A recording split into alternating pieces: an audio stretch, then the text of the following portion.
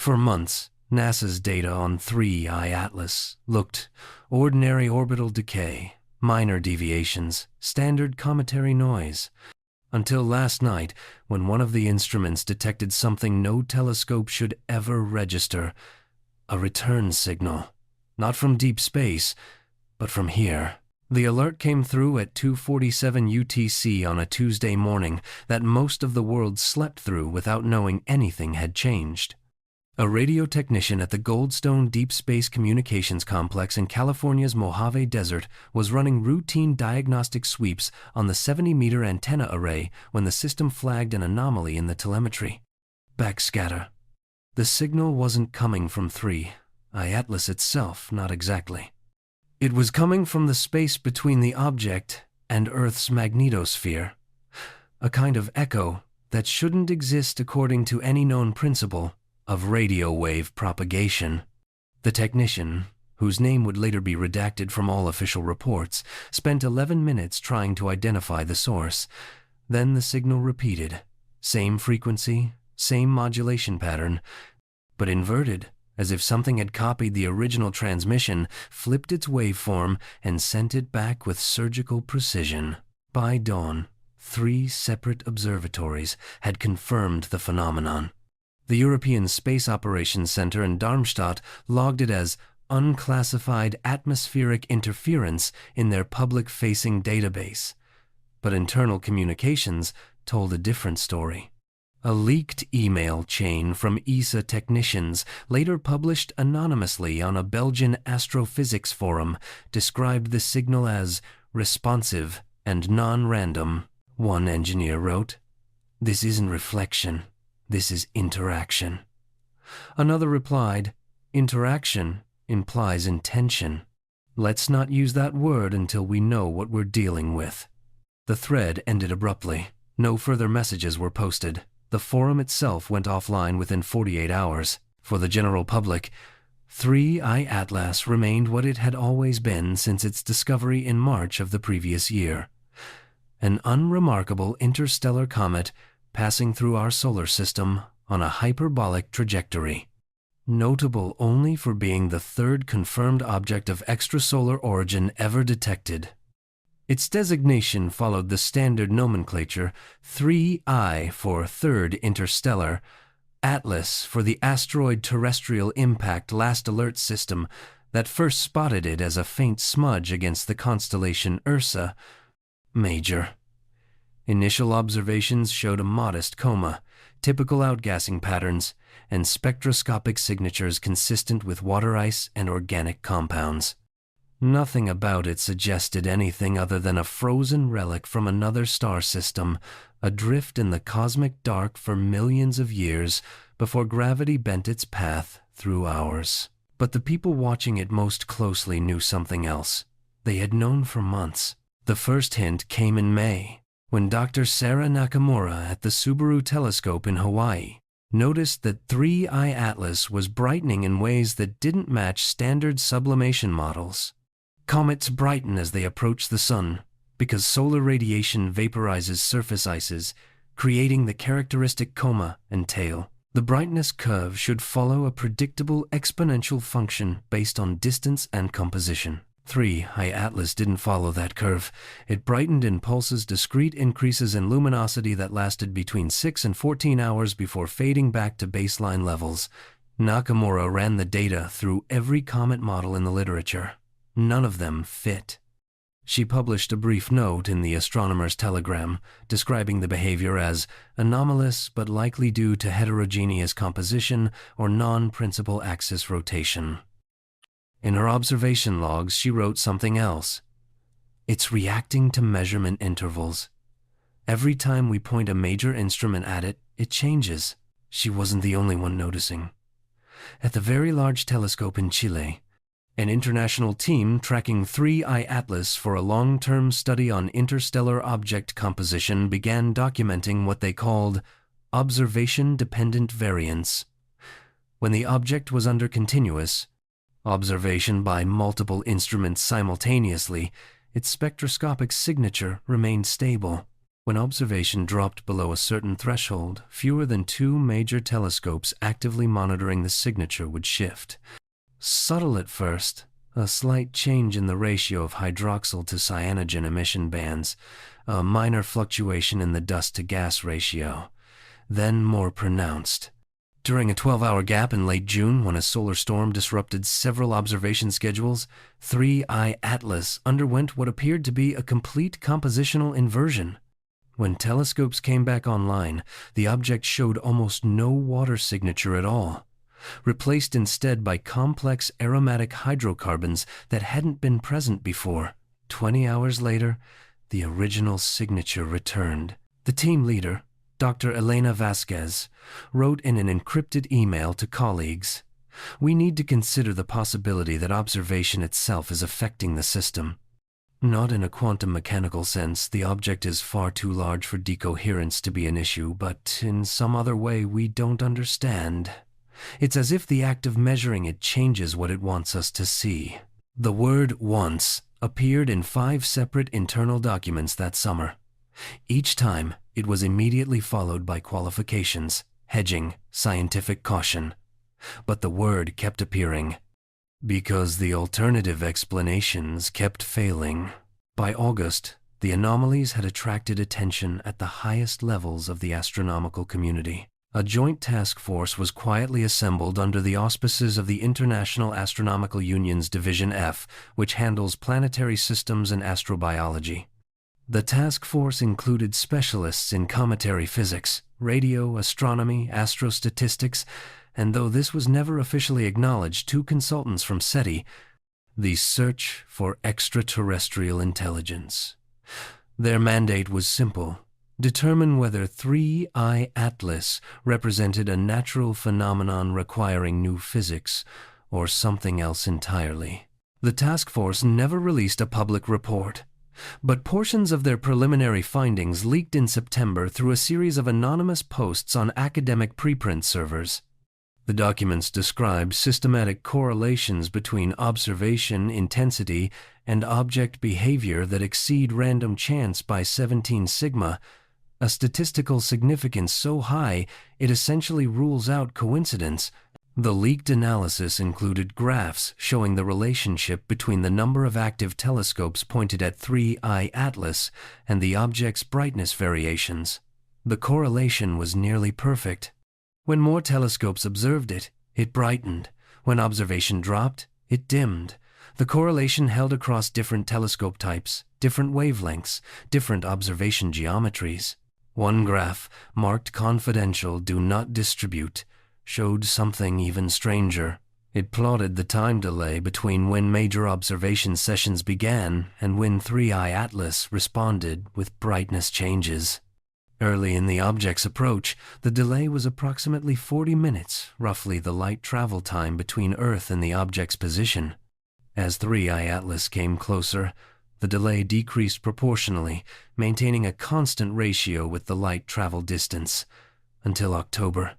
In October, the delay began decreasing faster than it should. By the time the object reached its closest approach to Earth in early November, the response was nearly instantaneous.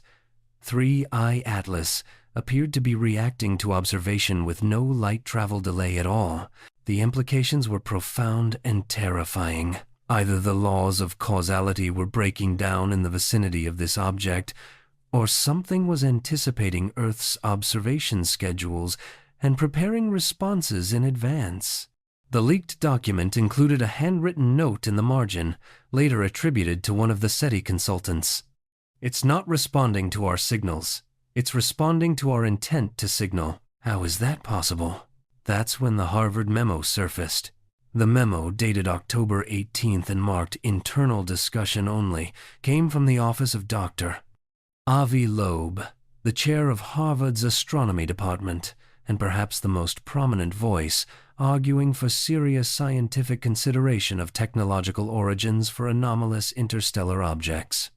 Loeb had become a controversial figure in astronomy for his insistence that Oumuamua, the first detected interstellar object, might have been artificial, a light sail, or probe from another civilization.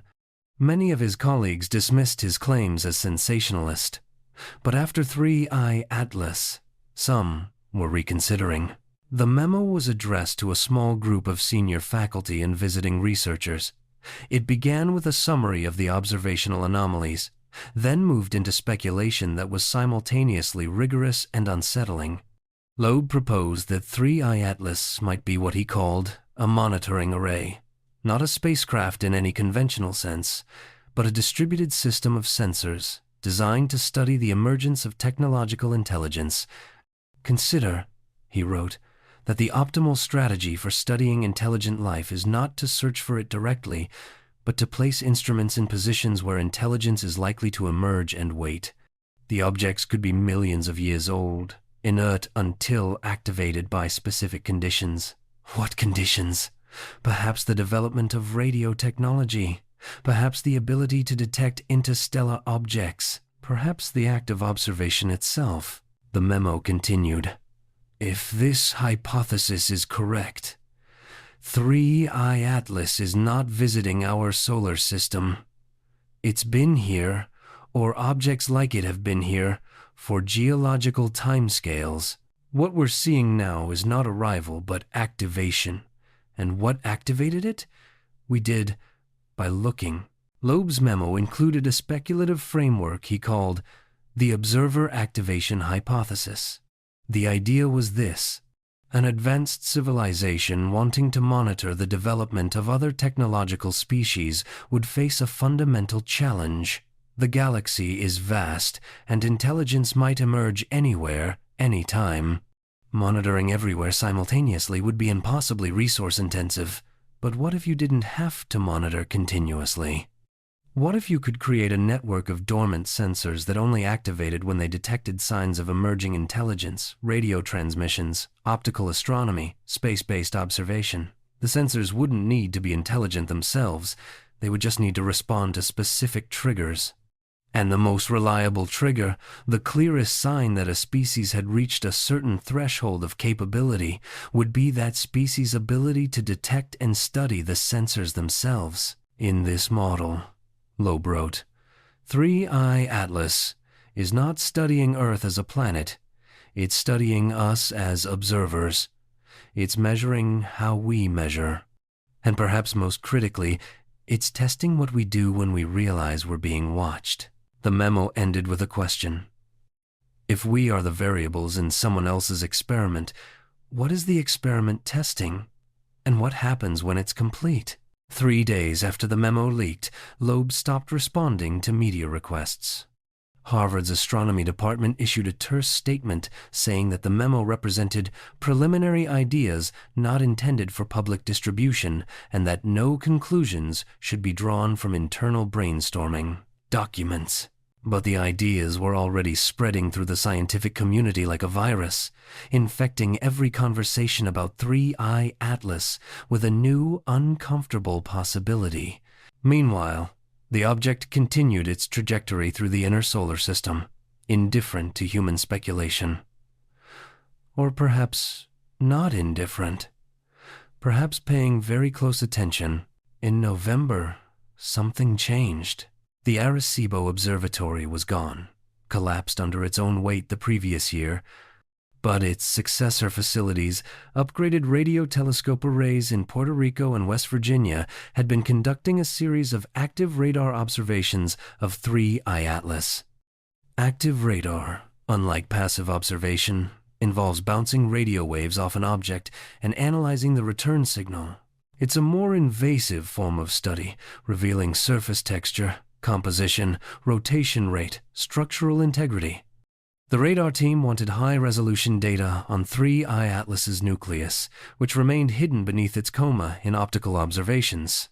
The first active radar ping was transmitted on November 3rd at 1,420 MHz, the hydrogen line frequency, universally recognized in radio astronomy as a natural channel for interstellar communication. The choice of frequency was deliberate. The team wanted to see if 3I Atlas would respond differently to a transmission at a meaningful frequency versus arbitrary bands. The return signal came back 14 minutes later, exactly the light travel time to the object and back. The radar echo was strong, crisp, showing a nucleus roughly 400 meters across, with an unusually smooth surface for a comet. But the return signal included something else. Embedded in the radar echo, at a much lower power level, was a secondary signal, a modulated carrier wave at the same frequency as the transmission, but carrying information. The information was a copy of the original transmission, not an echo. Echoes are blurred, degraded, carrying the artifacts of reflection from rough surfaces and dispersive media. This was a perfect reproduction of the original signal, bit for bit identical, transmitted back with deliberate precision. The team ran the data through every analysis protocol they had. They checked for equipment malfunction, software glitches, human error. Everything checked out. The signal was real. Something at or near 3I Atlas had received their transmission, digitally recorded it, and transmitted it back. They tried again the next day with a different message. A simple mathematical sequence. The prime numbers from 2 to 31. The return came back after 14 minutes. Perfect reproduction, followed by the next prime number in the sequence, 37. The facility director ordered an immediate communications blackout. No more transmissions until they understood what they were dealing with. But word had already spread. Other radio facilities wanted to try their own experiments. The National Science Foundation, which funded the observations, called an emergency meeting. By November 10th, a protocol had been established. No further active transmissions to 3I Atlas without interagency approval. The official reason given was potential contamination of scientific data. The unofficial reason was fear. But passive observation continued, and that's when the real strangeness began. Telescopes around the world maintained continuous monitoring of 3I Atlas as it approached perihelion, its closest point to the Sunday. Standard cometary physics predicted that activity should peak near perihelion as solar heating reached maximum intensity. 3I Atlas did brighten, but not in response to the Sunday. It brightened in response to Earth. Dr. Yuki Tanaka at the National Astronomical Observatory of Japan was the first to quantify the relationship. He compared 3I Atlas's brightness variations with Earth's position in its orbit, the number of major telescopes pointed at the object at any given time, and even the schedules of scientific conferences where 3I Atlas was being discussed. The correlations were impossible to dismiss. The object brightened when scientists met to discuss it.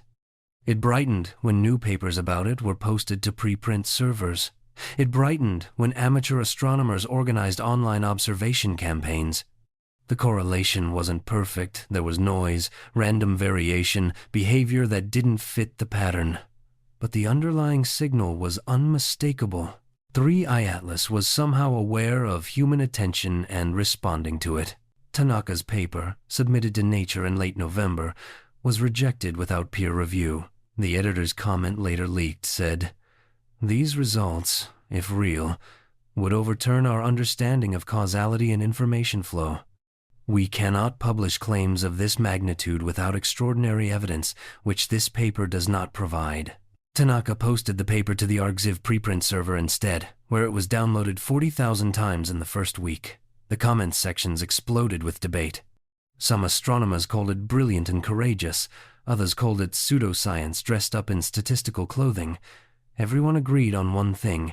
If Tanaka was right, nothing would ever be the same. December brought winter to the northern hemisphere and new horrors to the telescopes. On December 8th, the Hubble Space Telescope conducted its first dedicated observation sequence of 3I Atlas. Hubble had been busy with other projects studying distant galaxies, characterizing exoplanet atmospheres, commemorating its 35th year of operations, but mission planners finally allocated time for the interstellar visitor. The observation was scheduled to last 18 orbits, approximately 27 hours of exposure time across multiple wavelengths. The goal was to capture the highest resolution images ever taken of an interstellar object, potentially revealing details as small as 10 meters across. The first images came down during Orbit 3. They showed 3I Atlas's coma in exquisite detail, intricate patterns in the dust distribution, jet structures indicating active venting from the nucleus. Beautiful, scientifically valuable, unremarkable. Then Orbit 7. The images from Orbit 7 showed the coma had changed. Not evolved, changed. The dust patterns were different, reorganized into a structure that looked almost geometric. Straight lines where there should have been curves, right angles where natural processes should have produced fractals. The image analysis team thought it was a processing artifact, some glitch in how the raw data was being converted into pictures. They reprocessed the data 3 times. The structure remained. By Orbit 12, the geometric patterns were unmistakable. The coma had formed what looked like a grid, or perhaps a net, radiating out from the nucleus in a pattern that couldn't possibly be natural. The team leader called an emergency conference with Mission Control. Should they continue the observation sequence or abort? They decided to continue. Science demanded it, even if every instinct screamed otherwise. Orbit 18, the final observation, showed the grid had dissolved. The coma looked normal again, random and chaotic as it should be, as if whatever had created the pattern had decided the demonstration was over. The Hubble images were classified, need to know within 48 hours. NASA released a bland statement saying observations were ongoing and preliminary results would be published when analysis is complete. That was in December. It's now nearly a year later. No results have been published. The scientists who saw the images were asked to sign non-disclosure agreements. Some did. Some refused and found themselves quietly reassigned to other projects. One imaging specialist, Dr. James Morrison, resigned from NASA entirely and gave a single interview to a science podcast before disappearing from public view. In that interview, he said, "What we saw wasn't a comet.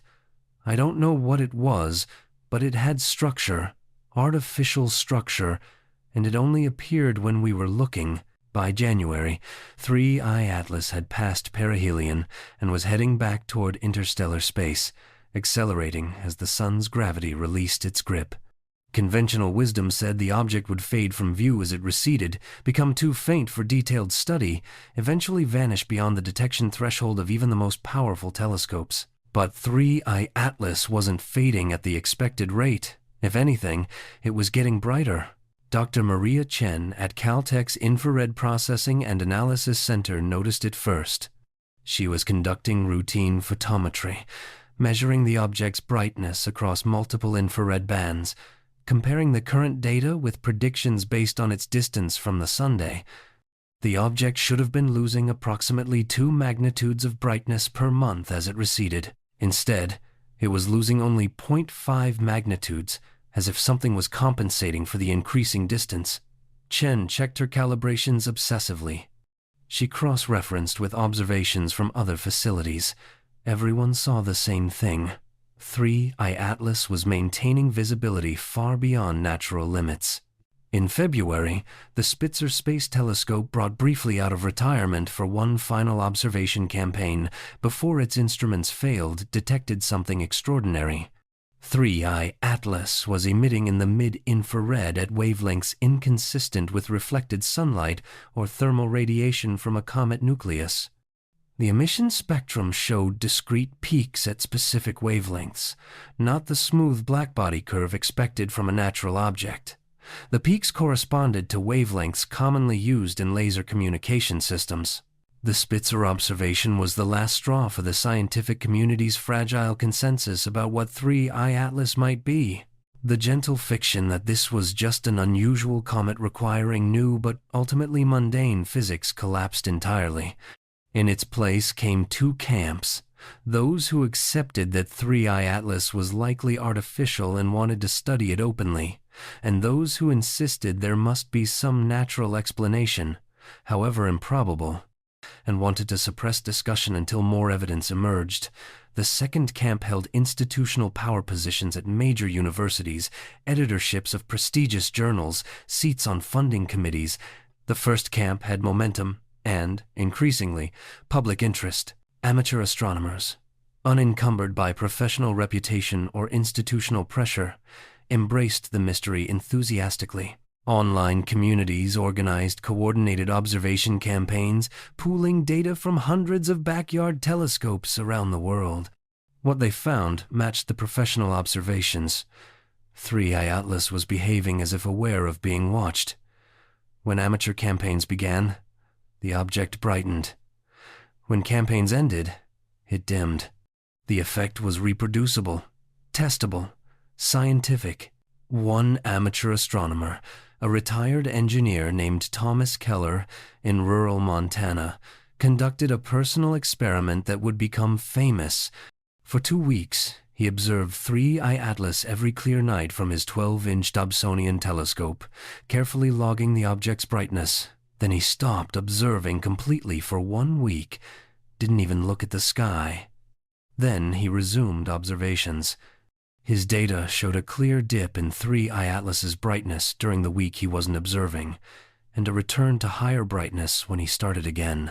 A single amateur telescope shouldn't have made any measurable difference to an object hundreds of millions of miles away, but it did. Keller's experiment was replicated by dozens of other amateurs with similar results. Somehow, impossible as it seemed, the object was responding to individual observers. The implications were staggering. If 3I Atlas could detect individual telescopes, individual moments of observation, then it possessed capabilities far beyond anything in human technology. It would need sensors able to detect the tiny electromagnetic signature of a telescope CCD camera activating, or the minute gravitational disturbance of a telescope mount moving, or perhaps something else entirely, something that didn't rely on light or gravity or any known physical principle. It would need to be able to process that information across interplanetary distances and respond in real time. The technology required was incomprehensible. Or maybe the technology wasn't the hard part. Maybe we were looking at it wrong. In March, a paper appeared on the Physics RxIve that would reframe everything. The authors were a collaboration of quantum physicists, astronomers, and philosophers of science from institutions across 3 continents. The paper was titled Observation-Dependent Phenomena at Macroscopic Scales, 3I Atlas as a Schrödinger System. The central thesis was radical. 3I Atlas might be operating on quantum mechanical principles at a scale where quantum effects shouldn't exist. In quantum mechanics, the famous observer effect states that the act of measurement affects the system being measured. Schrödinger's cat is both alive and dead until someone opens the box and looks. The universe exists in superposition until observation collapses the wave function into a definite state. But this only applies to microscopic systems, atoms, electrons, photons. Anything larger than a few molecules experiences decoherence. The quantum superposition collapses without anyone needing to observe it, and the world becomes classical, deterministic, unaffected by observation. Except 3I Atlas seemed to be violating that rule. The paper argued that the object was somehow maintaining quantum coherence across its entire 400-meter structure, existing in superposition until observed, at which point it collapsed into whichever state was most appropriate for the type of observation being made.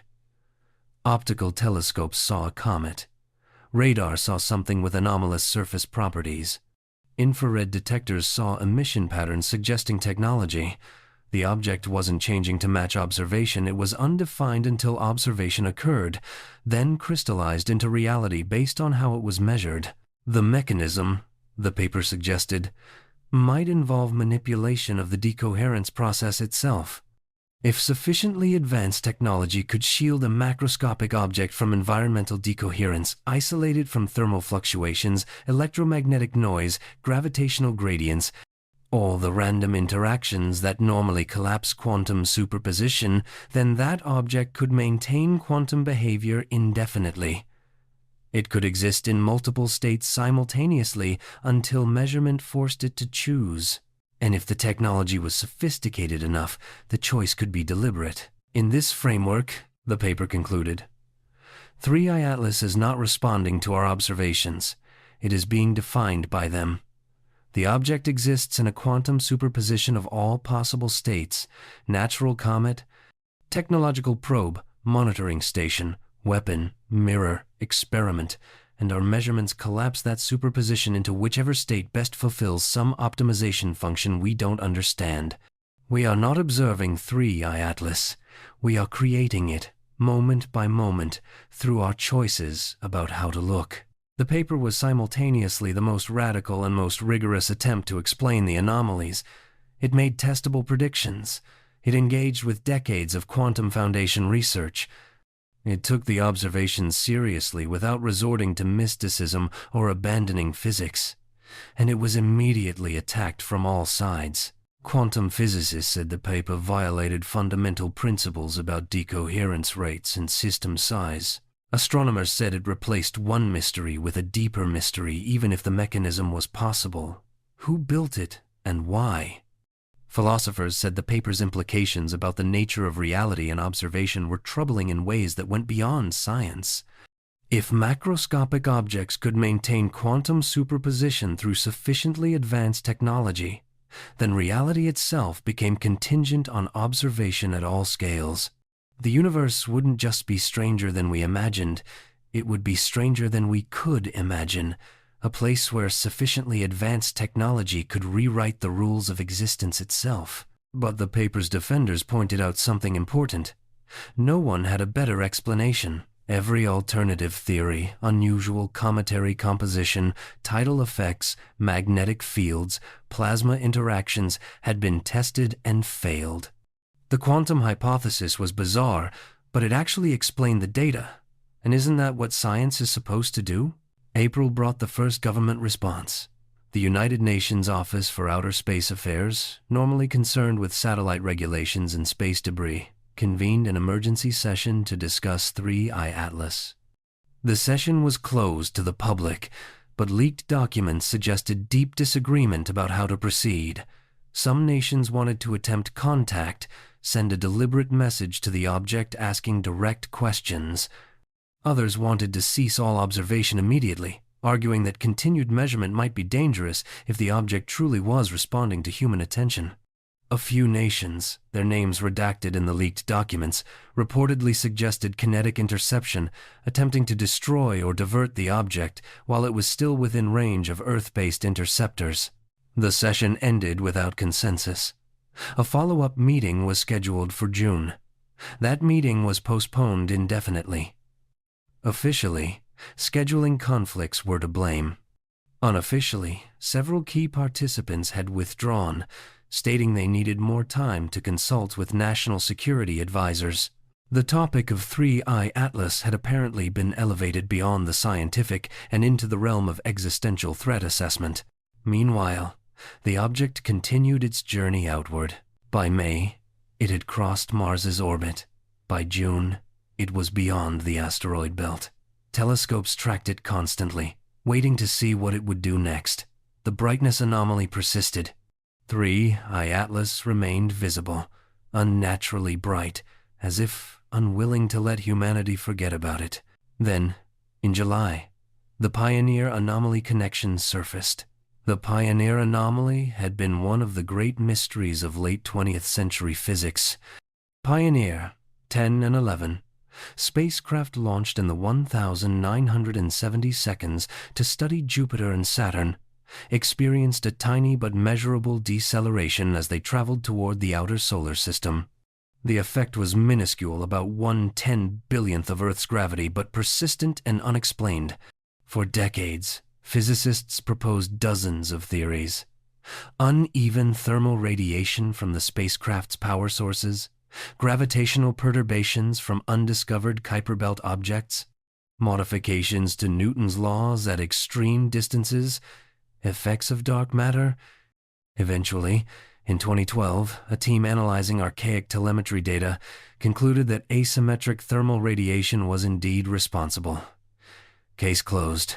Mystery solved. Except now someone had reanalyzed that 2012 analysis and found problems. Dr. Robert Chen, a propulsion specialist at MIT, published a devastating critique of the thermal radiation explanation. His paper showed that the original 2012 team had made subtle errors in their thermal models, overestimating the effect of heat radiation by a factor of 3. When corrected, the thermal explanation couldn't account for the full magnitude of the Pioneer anomaly. At least 1/3 of the deceleration remained unexplained. Chen went further. He compared the Pioneer anomaly data with trajectories of other deep space probes, Voyager 1 and 2, New Horizons, Cassini, looking for similar effects. He found them. Every spacecraft that traveled beyond Saturn's orbit experienced a slight, persistent deceleration that couldn't be fully explained by known physics. The effect was always in the same direction, opposing the spacecraft's velocity, as if something was gently braking their journey toward interstellar space. Then Chen did something inspired. He calculated what the Pioneer anomaly would look like if it wasn't a constant deceleration, but rather an observation-dependent effect. If the anomaly only appeared when Earth-based telescopes were actively tracking the spacecraft. He went back to the original data logs, matching periods of strong anomaly with spacecraft communication schedules. The correlation wasn't perfect, but it was there. The anomaly was stronger during periods of active communication and weaker when the spacecraft were operating autonomously between check-ins. No one had noticed because the spacecraft were always in contact with Earth. The communication schedules were so regular that any observation-dependent effect would look like a constant force. But if Chen was right, the Pioneer anomaly wasn't a force at all. It was an artifact of measurement. Something about observing the spacecraft from Earth affected their behavior. Chen's paper ended with a single paragraph that connected everything. If observation-dependent effects operate at the scale of spacecraft, they may operate at any scale. The recent behavior of 3I Atlas may not be unprecedented. It may simply be the first time we noticed.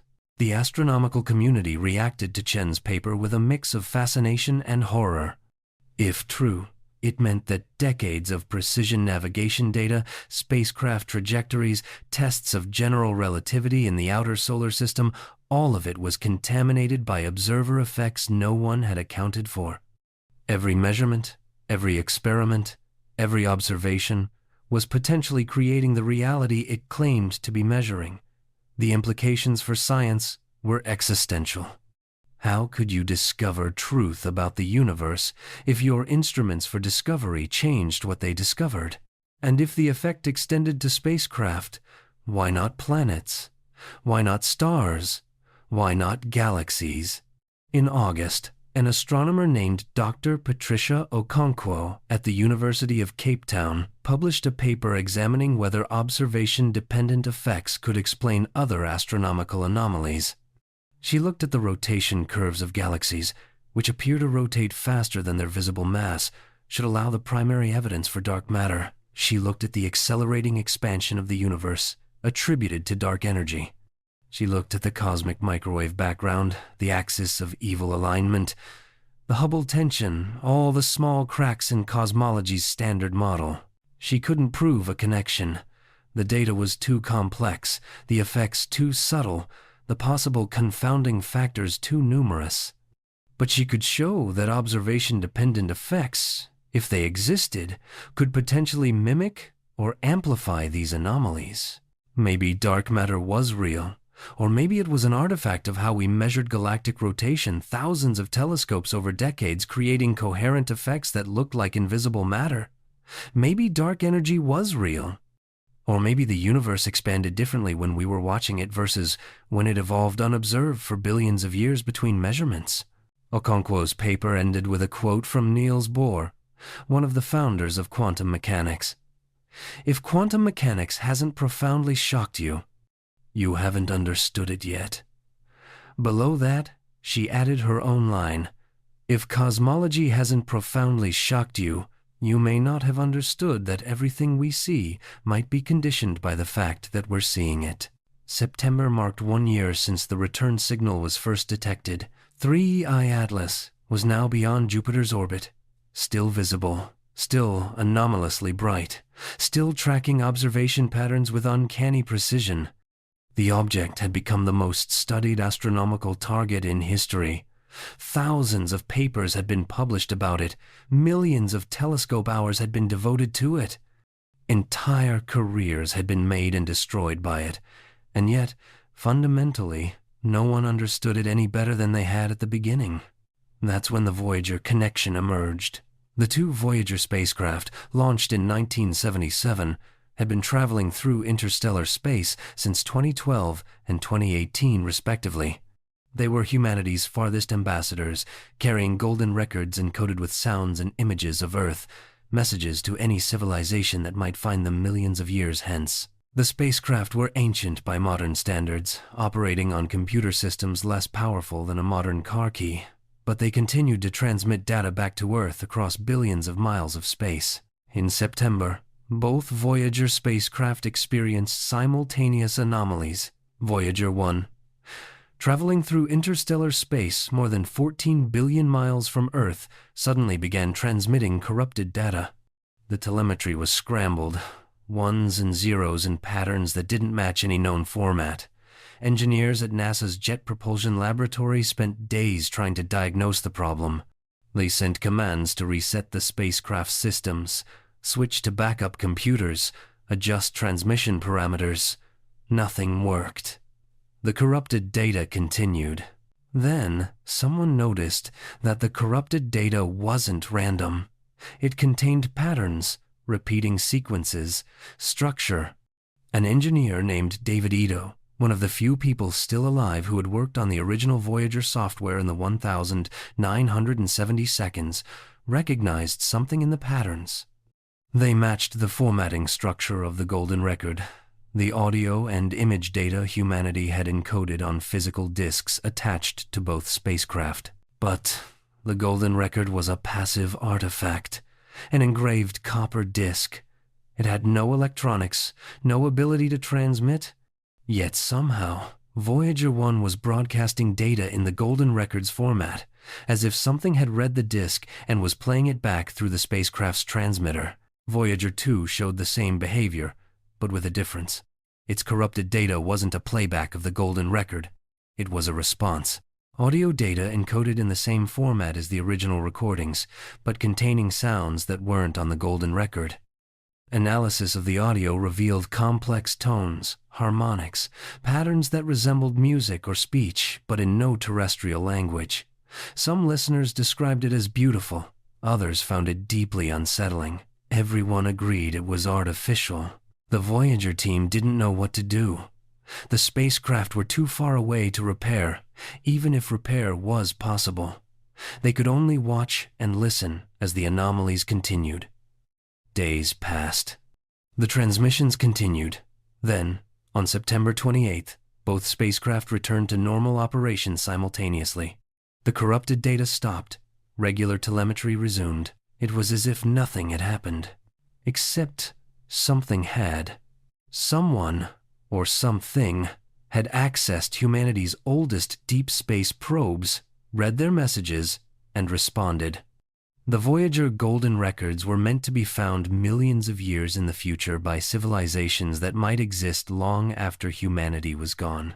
Instead, they had been answered within half a century by something that was already here. The connection to 3I Atlas was obvious. The object was beyond Jupiter, roughly aligned with the trajectory Voyager 1 had taken decades earlier when it passed Jupiter on its way outward. The timing matched. The nature of the response, interaction with human artifacts, awareness of human communication attempts matched. Whatever 3I Atlas was, it appeared to be part of a larger presence in the solar system, one that included or could access the Voyager spacecraft. October brought increasing speculation about what this presence might be and how long it had been here. Science fiction writers and serious scientists alike began proposing scenarios. Perhaps there was a network of monitoring stations placed in the solar system long ago, dormant for millions of years until human technology reached a sufficient level to be interesting. Perhaps 3I Atlas wasn't a single object, but a node in that network, activated when humans developed the capability to detect interstellar visitors.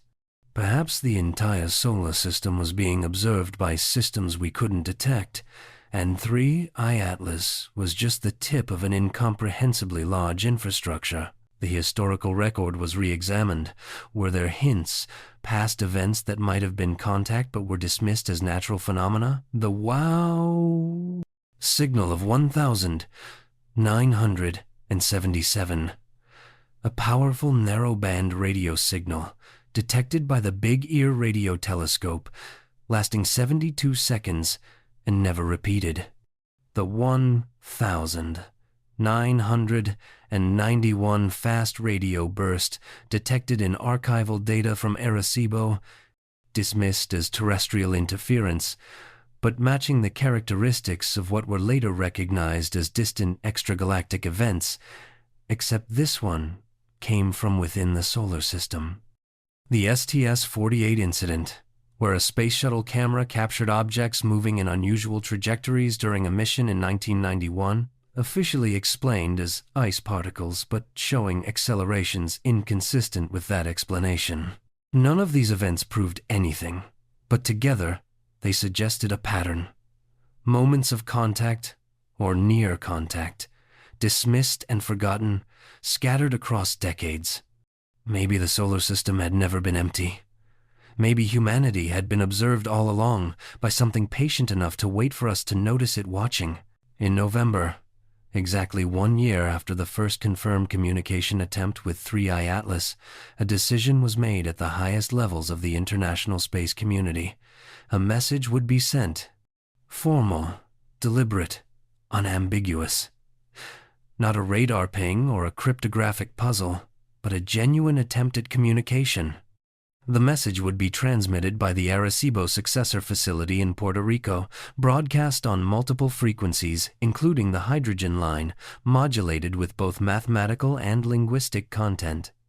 The message would be simple. We know you're there. We know you're watching. What do you want? The transmission was scheduled for November 15th.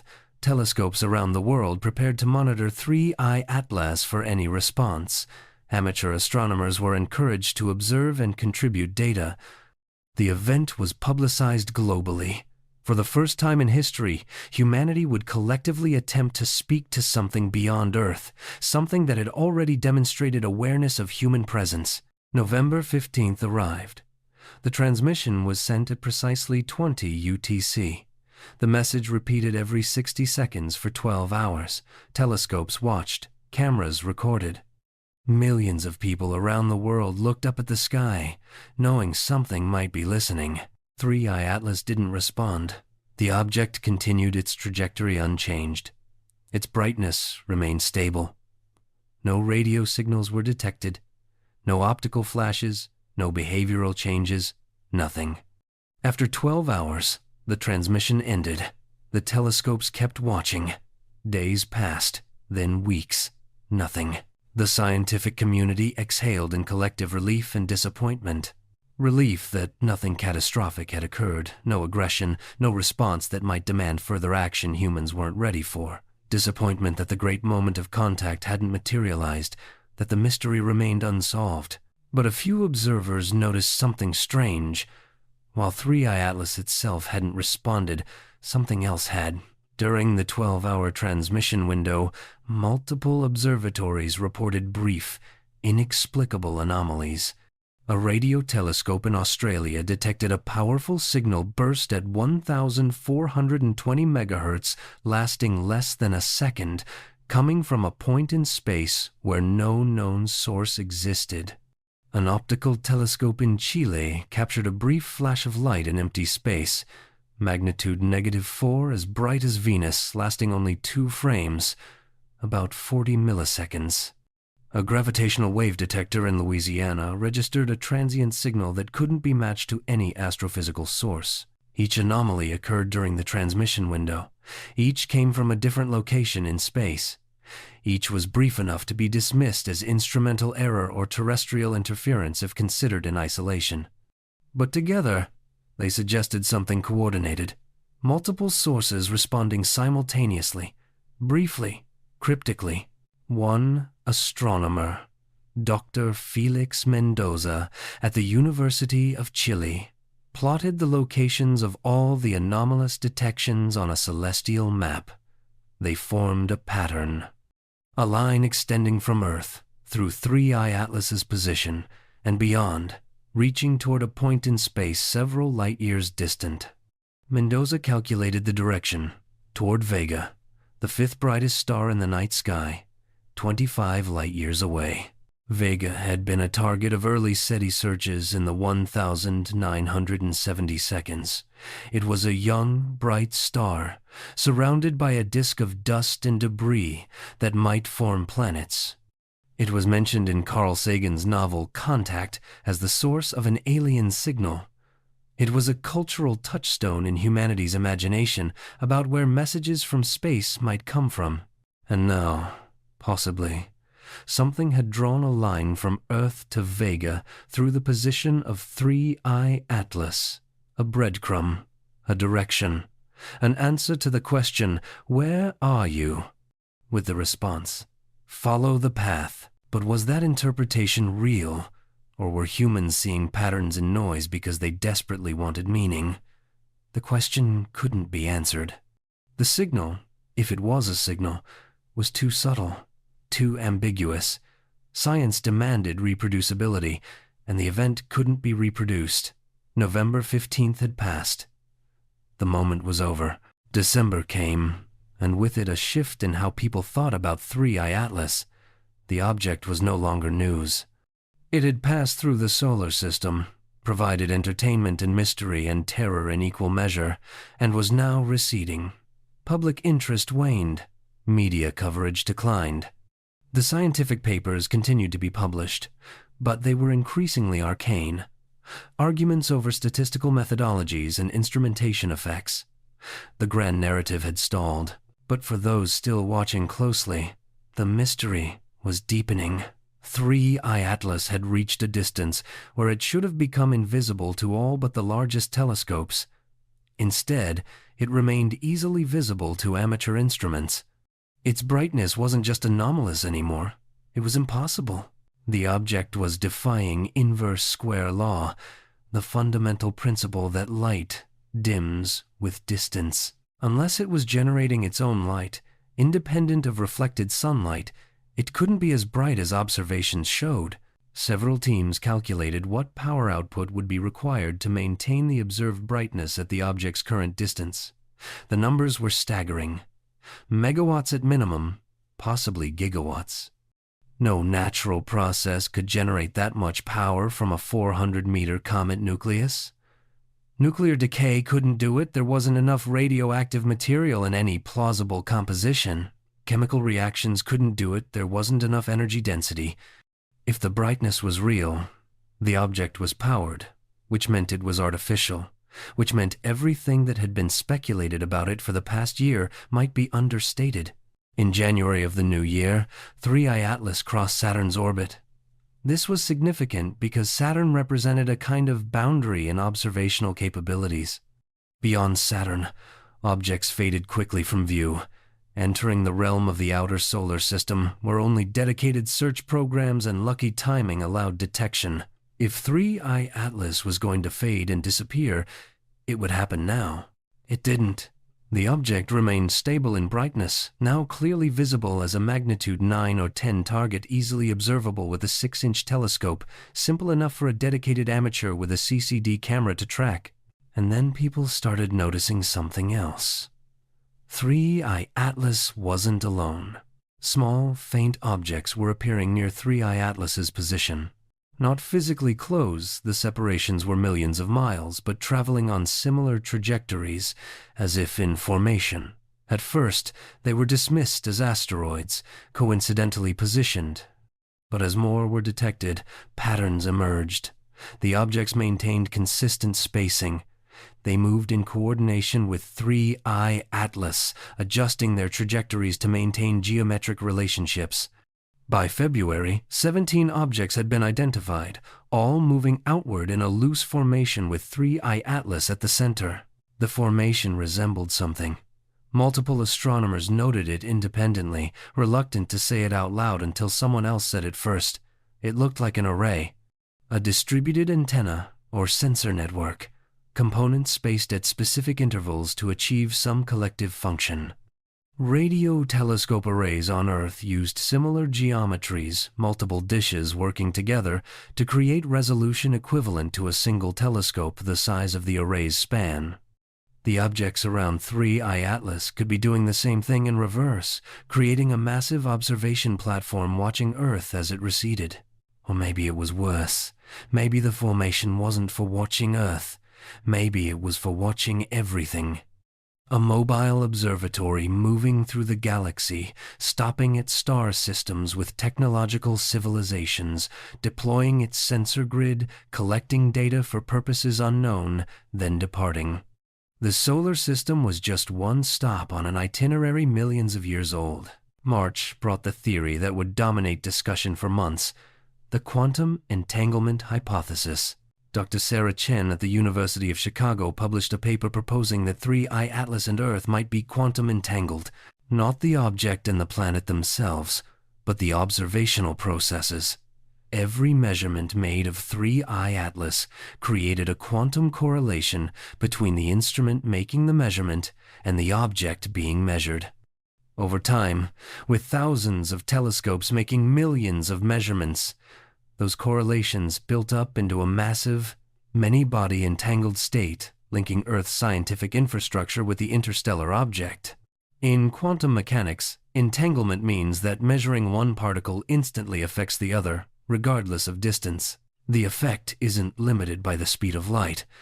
Einstein called it spooky action at a distance. If Chen was right, the connection between 3I Atlas and Earth had become entangled at a scale never before observed. The object responded to observation not because it was monitoring electromagnetic transmissions or gravitational perturbations, but because observation itself created a quantum link that transcended space and time. The hypothesis explained everything: the instantaneous response times, the ability to detect individual telescopes, the observation-dependent brightness variations. The object wasn't receiving signals and responding, it was entangled with the observing instruments, coupled at a quantum level, such that measuring it here immediately affected it there. But Chen's hypothesis raised a terrifying question. If the entanglement was real, could it be exploited? Could whoever created 3I Atlas use the entanglement link to access Earth's instruments? Read our data, influence our measurements, perhaps send information backward through the quantum correlation in ways that violated causality? The paper caused an uproar. Quantum physicists said the hypothesis was technically sound but practically impossible to test. Even if entanglement existed at this scale, proving it would require measurements Earth couldn't make. Astronomers said the hypothesis was unfalsifiable, which made it unscientific. A few said quietly that unfalsifiable might be the point. Maybe 3I Atlas was designed to create hypotheses that couldn't be tested, keeping humanity confused and uncertain. April marked 18 months since the first anomalies were detected. 3I Atlas was now beyond Uranus, continuing outward at 17 kilometers per second. At that speed, it would exit the heliopause, the boundary where the sun's influence faded and interstellar space began in approximately 6 years. After that, it would be gone, unreachable, a mystery that passed through and left only questions. Except it wasn't slowing down, or rather, it was slowing down, but not as much as it should. The sun's gravity should have been decelerating the object, converting its kinetic energy into gravitational potential energy as it climbed out of the sun's gravity well. The deceleration should be calculable from orbital mechanics, precise and predictable. 3I Atlas was decelerating 15% less than predicted. Something was compensating for the sun's gravity, providing additional velocity to maintain a higher speed than natural laws allowed. The object was under power. It had always been under power, but subtly, disguised within the noise of cometary outgassing and orbital perturbations. Now, far from the sun where no natural process could explain the acceleration, the truth was undeniable. 3I Atlas had an engine. The revelation forced a complete reassessment. Everything that had been speculation became near certainty. The object was artificial. It had come here deliberately. Its behavior wasn't response to measurement so much as controlled performance, a demonstration carefully calibrated to human observation capabilities. The year-and-a-half-long interaction had been choreographed, a slow reveal of impossibilities designed to shift human understanding in stages. From natural object to anomalous object, to responsive object, to artificial object, to something beyond any of those categories. But why? Why visit this way? Why not land, make direct contact, announce themselves clearly? Why the ambiguity, the uncertainty, the maddening mix of signal and noise? Some argued it was caution, maybe three. iAtlas's creators didn't know how humanity would react to unambiguous contact, so they approached slowly, giving humans time to adjust to the idea that we weren't alone. Others argued it was testing. Maybe contact would only proceed if humanity demonstrated specific capabilities or behaviors, perhaps rationality, cooperation, curiosity, and three, iAtlas was watching to see if we passed. Still others argued it was something darker, entertainment, study, or experimentation, with humanity as subjects who didn't need to understand the purpose. Dr. Loeb, in a second leaked memo that may proposed a different interpretation.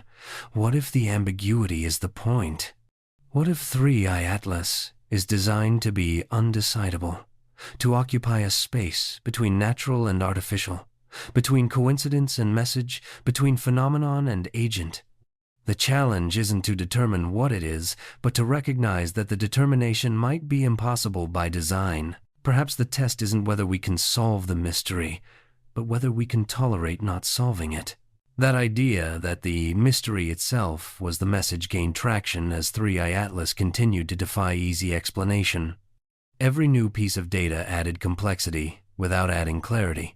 The object seemed designed to frustrate reductionist analysis, to resist being categorized. It was Schrödinger's cat writ large. Simultaneously, comet and spacecraft, natural and artificial, mindless and intelligent, until observed, whereupon it became whichever superposition best suited the observation. June brought a development that would change everything. A grad student at Oxford, working through archival data from the Sloan Digital Sky Survey, found something that had been overlooked for a decade. A faint streak in images from 2015, dismissed at the time as an asteroid or imaging artifact. But when the grad student, whose name was Emily Torres, compared the streak's trajectory with 3i-Atlas's current path, she found they matched. If you traced 3i-Atlas backward through its orbit, accounting for the sun's gravity and stellar perturbations, the object would have been in exactly the position the streak showed in 2015. 3i-Atlas had been photographed 8 years before its official discovery. It had been in the solar system, moving through the inner planets, back when no one was looking for interstellar objects, when the distinction between asteroid and comet and extrasolar visitor hadn't yet sharpened in the public consciousness. Torres kept digging. She searched other sky surveys, archival data from asteroid watch programs, even amateur photos posted to astronomy forums. She found more streaks, one from 2013, two from 2012, one, possibly, from 2009, though the image quality was too poor to be certain. Each streak matched 3i-Atlas's predicted historical positions. The object had been here for at least 14 years, maybe longer. The official discovery in 2024 wasn't a discovery at all. It was a recognition. A moment when accumulated data crossed some threshold of attention and something invisible became visible. Torres published her findings in a short paper on RxIve titled Pre-Discovery Observations of 3i-Atlas, Implications for Duration of Solar System Occupancy. The implications she hinted at were explosive. If 3i-Atlas had been in the solar system for over a decade, unnoticed, how many other objects might be here, unseen? The solar system was vast, space was empty, and humanity's observational coverage was tiny. Finding even one object required luck and timing. How many objects could hide in the gaps between observations? The paper spawned a new field overnight. Archaeological astronomy, the search through archival data for evidence of objects that had been present but unrecognized. Within weeks, other researchers reported possible pre-discovery detections of 3I Atlas going back to 2006. The confirmations were uncertain, the data was poor, the detections marginal, but together they painted a picture of an object that hadn't swept through the solar system on a brief visit. It had been here, watching, waiting. July brought the confirmation everyone feared. A second interstellar object was detected. The discovery came from the Pan-STARRS telescope in Hawaii, the same facility that had found 2I, Oumuamua, in 2017. The new object, designated 4I 2025 P1, showed clear signs of hyperbolic trajectory, an orbit that didn't close, coming from interstellar space and returning there. But unlike Oumuamua and 3I Atlas, the fourth interstellar object was detected on its way in, while still beyond Jupiter's orbit, giving astronomers months to prepare observations. The excitement lasted about a week. Then 4I 2025 P1 started showing anomalies. The same anomalies as 3I Atlas. Brightness variations correlated with observation intensity. Spectroscopic changes that made no sense for a natural object. Response to radar pings. Everything that had made 3I Atlas extraordinary was repeated in the new object, as if following a script. But there was a difference. 4I 2025 P1 was larger. Much larger. Initial observations suggested a nucleus 7 kilometers across, roughly the size of the comet that killed the dinosaurs. An object that size, moving at interstellar velocities, carried kinetic energy equivalent to billions of nuclear weapons. If it deviated from its predicted trajectory, if it turned toward Earth, there would be no defense. The brightness variations weren't random anymore. They followed patterns, repeating sequences of bright, dim, at intervals that suggested intentionality. Morse code was the obvious comparison, but the pattern didn't match any known cipher. Still, pattern implied message, and message implied intelligence, and intelligence implied what? Communication? Warning? Countdown? Governments reacted with uncharacteristic speed.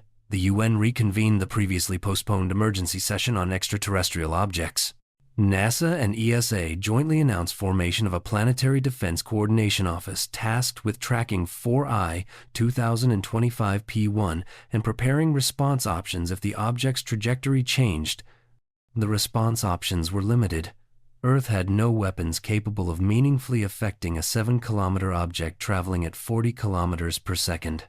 Nuclear missiles might crater the surface but wouldn't deflect it. Kinetic impactors would be like throwing pebbles at a freight train. The only real defense was prayer that the object maintained its current trajectory. August brought panic. Not official panic. Governments downplayed the danger. Scientists urged calm. Media outlets ran reassuring pieces about how unlikely impact was. But social media panic, conspiracy theory panic, the kind of distributed fear that spread through networks faster than any official narrative could contain. People looked at the sky differently. Every bright star was suspect. Every news alert might be the warning that time was up. Some blamed 3I Atlas. Maybe the first object had been a scout, reporting back that Earth had technological intelligence. And now the second object was the response an exterminator arriving to remove a potential rival before humans became dangerous. Others said that was anthropomorphizing, projecting human motives onto incomprehensible alien intentions. Maybe 4I 2025 P1 wasn't a weapon at all. Maybe it was a ship, carrying visitors who wanted to make formal contact. Maybe it was another monitoring station, deploying because the first one had completed its mission. Maybe it was nothing, coincidence, just another comet from another star that happened to arrive while humans were hypervigilant about interstellar visitors. The uncertainty was corrosive. Trust in institutions eroded as leaks continued to reveal discrepancies between public statements and private knowledge. Leaked emails showed astronomers expressing deep concern about 4I 2025 P1's behavior, while publicly calling it interesting but not alarming. Leaked government memos discussed scenarios ranging from benign contact to extinction-level threats. Leaked military documents mentioned contingency plans for unconventional projectile defense that sounded suspiciously like preparation for nuclear strikes on an approaching object. Dr. Sarah Nakamura, the astronomer who had first noticed 3I Atlas's brightness anomalies 2 years earlier, gave an interview in which she said, "We've lost control of the narrative because there is no narrative. We don't know what's happening. We have observations, data, hypotheses, but no understanding. And when people realize that the experts are as confused as everyone else, they stop trusting expertise. That's the real danger, not the objects themselves, but the epistemological collapse they've triggered." September marked the 2-year anniversary of the first confirmed anomalies. 3I Atlas was now beyond Neptune, a faint magnitude 13 target requiring serious amateur equipment to track. The formation of smaller objects around it had expanded, spreading into a looser configuration that some astronomers described as deployment geometry. Whatever the array was doing, it seemed to be fully operational now, maximally extended. 4I 2025 P1 was now inside Jupiter's orbit, closing on the inner solar system. Its trajectory remained stable, passing nowhere near Earth, but the brightness pulses had intensified. They now followed a clear periodic pattern: 16 hours of steady brightness, 2 hours of rapid pulsing, 6 hours dark, then repetition. The cycle was exact, not deviating by more than a few seconds over dozens of repetitions. Natural processes didn't produce that kind of precision. A team at Cambridge analyzed the pulse timing looking for encoded information. They found mathematical patterns, prime number sequences, Fibonacci progressions, geometric ratios. The pulses weren't random. They were structured. But the structure didn't clearly encode language or images or coordinates. It was math for math's sake, as if the object was simply demonstrating that it could do mathematics, proving intelligence without conveying specific content. Or maybe the content was meta-level. Maybe the message was, "We can communicate. We choose not to. Consider why." October brought the encounter. 4I 2025. P1 reached its closest approach to the Sun, passing inside Earth's orbit but nowhere near Earth itself. Every telescope on the planet and in space watched. Billions of people live-streamed the observations. It was the most watched astronomical event in history. The object did nothing. No brightness changes beyond the established pattern. No deviations from predicted trajectory. No messages, demonstrations, or revelations. It swept through perihelion, curved around the Sun, following gravitational arcs calculated to 20 decimal places, and headed back outward. Perfect, clean, predictable, except for one thing. As 4I 2025 P1 passed Mars's orbit on its outward leg, it released something. A small object, maybe 50 meters across, that separated from the main body and established a different trajectory. The separation was caught by multiple instruments, not inference or artifact, but clear visual confirmation of an object detaching and moving independently. The small object, temporarily designated 4I 2025 P1A, wasn't following a natural trajectory. It was maneuvering, firing thrusters, or manipulating solar radiation pressure, or using some other propulsion method to adjust its orbit. Within 24 hours, the object had established a new path, a long elliptical orbit that would take it back toward the inner solar system, crossing Earth's orbit multiple times over the next decade. It was staying, while 4I 2025 P1 continued toward interstellar space like a ship dropping off a passenger.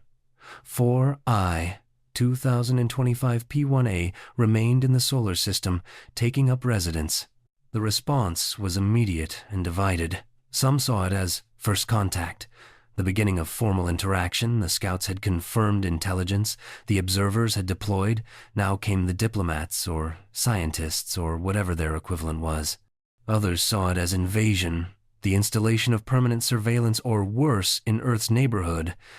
Still, others saw it as neutral, simply the next phase of whatever long-term study was underway. NASA and ESA issued a joint statement calling for international cooperation in observing the object and preparing for possible communication attempts. The statement carefully avoided words like probe, artifact, or intelligence, instead referring to 4I 2025 P1A as the detached component. The diplomatic language fooled no one. Something artificial was now orbiting in near-Earth space, and pretending otherwise had become impossible. November brought the proposal that would define the next phase of human response. Dr. Elena Vasquez, who had led early observations of 3I Atlas, published an open letter signed by 300 astronomers, physicists, and scholars from disciplines as diverse as anthropology, philosophy, and linguistics. The letter called for creation of an international organization dedicated to studying and potentially communicating with interstellar objects and whatever intelligence might be associated with them. The proposal was controversial. Some nations feared ceding sovereignty over communication attempts. Military officials worried about revealing strategic capabilities or intentions. Ethicists questioned whether humanity had the right to speak on behalf of all life on Earth without consulting populations who had no voice in the decision. Who decided what to say? Who spoke for humanity? What if different groups wanted to send different messages? But the alternative was chaos, hundreds of groups, governments, and individuals each attempting their own contact strategies, creating a cacophony that might confuse, offend, or endanger. Coordination was essential. The debate shifted from whether to create the organization to how it should be structured and who would lead it. December brought a moment of profound silence. On the solstice, observatories around the world participated in a coordinated observation of both 3I Atlas and 4I 2025 P1A. Every major telescope and thousands of amateur instruments pointed at the objects simultaneously. It was intended as a show of capability, a demonstration that humanity could coordinate globally when necessary, a kind of peaceful gesture showing awareness and interest without aggression. Both objects responded. 3I Atlas, now a magnitude 15 target requiring substantial telescopes to detect it all, suddenly brightened by 4 magnitudes, becoming visible to small instruments again. It held the brightness for exactly 1 hour, then faded back to baseline. 4I 2025 P1A, orbiting between Earth and Mars, fired its propulsion system in a burst visible from Earth as a brief flash. The burn lasted 11 seconds and changed the object's orbit by a precisely calculated amount. It would now pass within 1 million kilometers of Earth in 6 months, close enough for detailed observation but not threatening. The synchronized responses to synchronized observation couldn't be coincidence.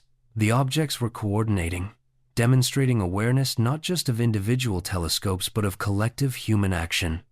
They were watching us watch them, responding to our responses, engaged in a dance of mutual observation that was beginning to feel like conversation even without words. That night, millions of people looked up at the sky and felt something they had never felt before, the certainty of being seen.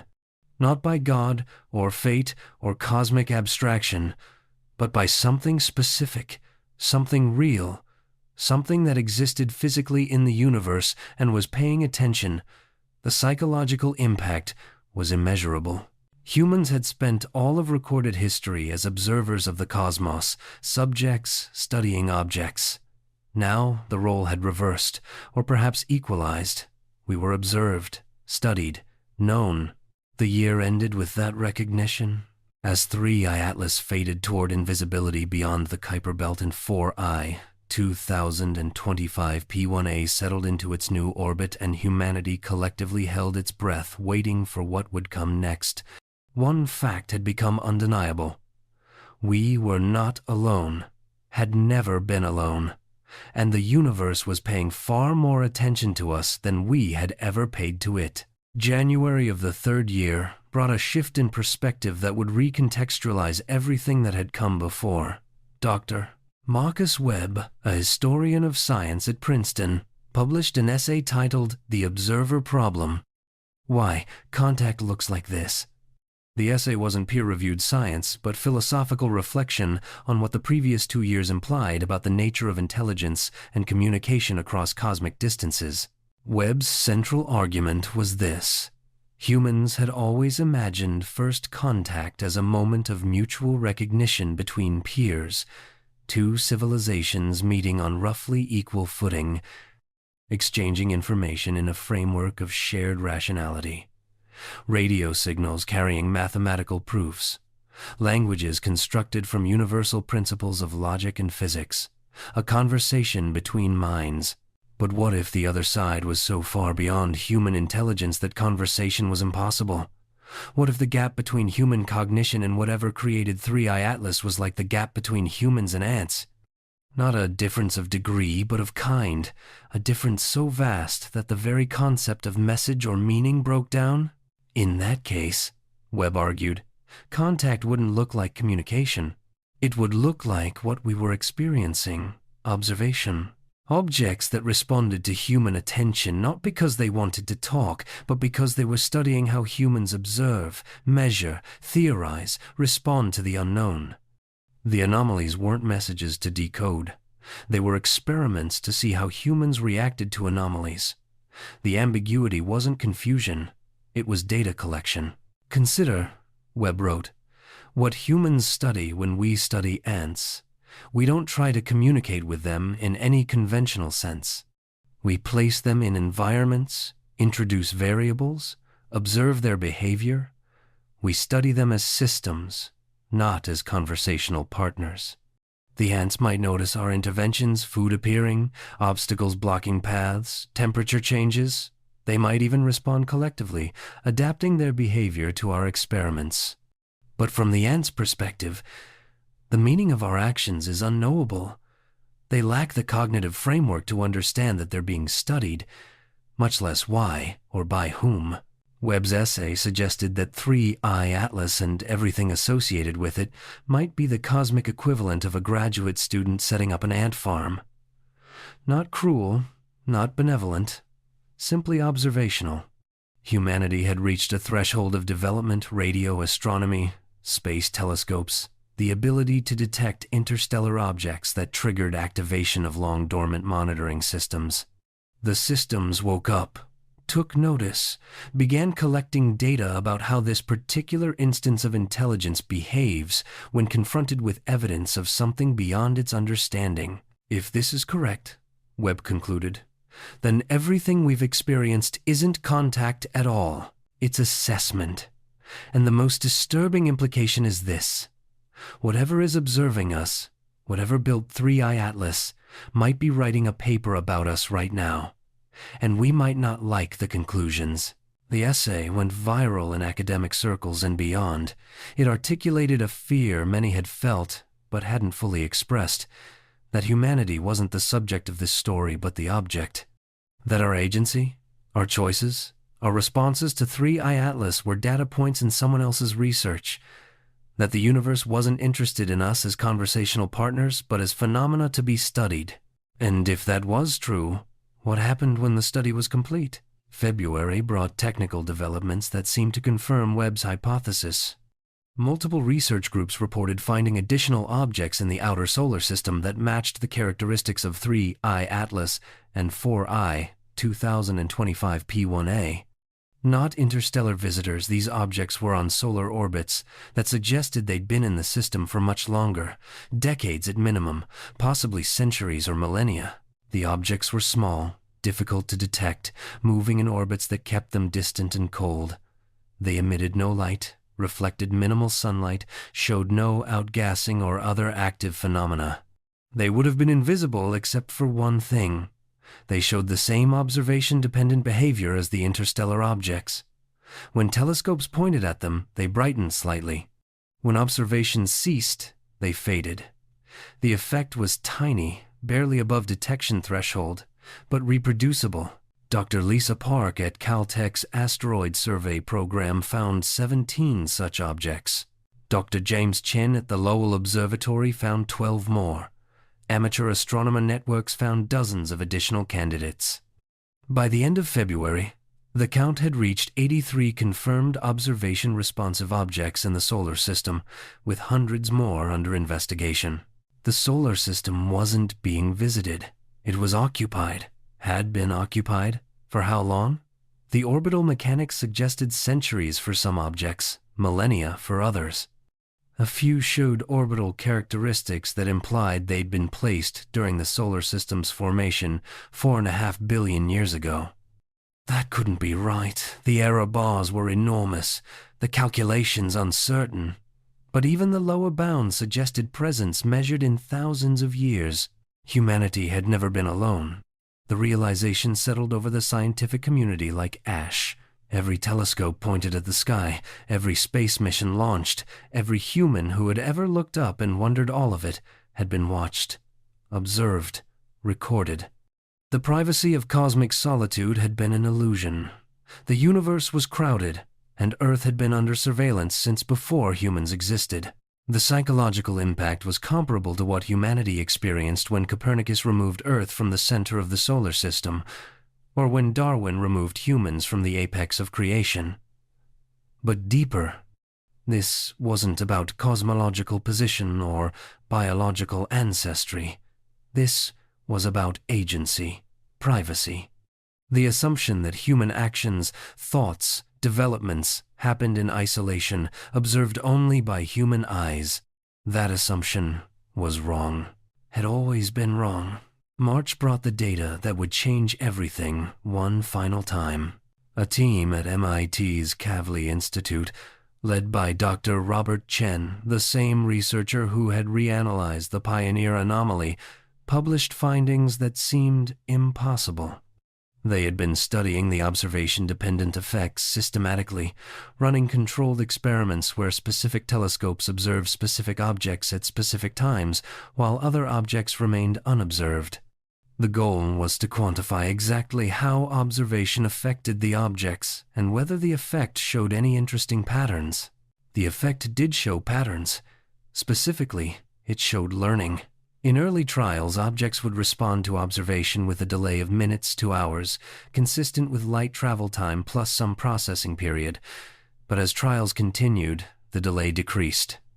By the 50th trial, objects were responding almost immediately, as if they had learned to anticipate observation. By the 100th trial, objects were responding before observation began brightening slightly in the minutes before a telescope slewed to their position, as if they knew they were about to be observed. That was impossible, unless the objects were somehow accessing Earth's telescope scheduling systems, which were not connected to external networks and should be secure. Or unless the objects had some way of detecting intent, registering that a human had decided to observe them before the telescope actually moved. Precognition, mind reading, impossible. Chen's team tried to rule out information leakage. They created observation schedules using random number generators at the last possible moment, eliminating any possibility that the schedule existed in computer systems the objects could access. The precognitive effect continued. Objects responded to random, last-second observation decisions before those decisions could have propagated to them via any known information channel. The conclusion was inescapable, but incomprehensible. The objects were violating causality. They were responding to future events, accessing information that didn't exist yet, or they were manipulating time in ways that made before and after meaningless. Or, Chen suggested in a speculative appendix that his co-authors refused to endorse, the objects weren't in normal space-time at all. Maybe they existed in a higher dimensional space, where past, present, and future were visible simultaneously, and what humans experienced as causality violation was just the objects operating in a reality where time didn't work the way humans understood it. The paper was titled Retrocausal Information Transfer in Observation-Dependent Astronomical Phenomena. It was rejected by every major journal. Too speculative, too radical, too threatening to the foundations of physics. Chen posted it on arXiv, where it was downloaded 2 million times in 3 days. The scientific community split into those who considered the paper brilliant and those who considered it insane, with little middle ground. But no one could explain away the data. The objects were responding to future observations. The universe wasn't just stranger than humanity imagined.